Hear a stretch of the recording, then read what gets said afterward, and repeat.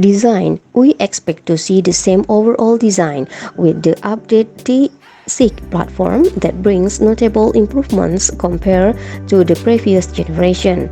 The handling is better while the ride is smoother thanks to the new suspension setup.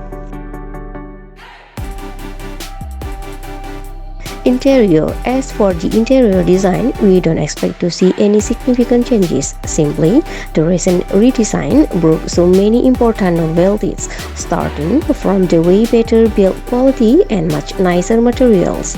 The new generation looks way more refined and feel more passenger-friendly than before, while the new tech features make this SUV feel very modern and car-like.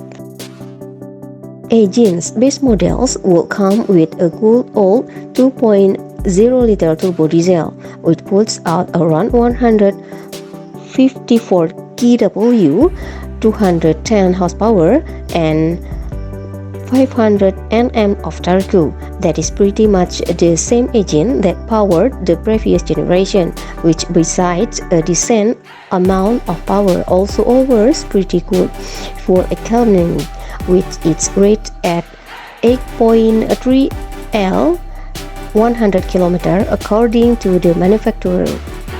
2024 Ford Everest release date. Despite the potential powertrain updates, we don't believe that the 2024 Ford Everest could arrive before the last quarter of the year.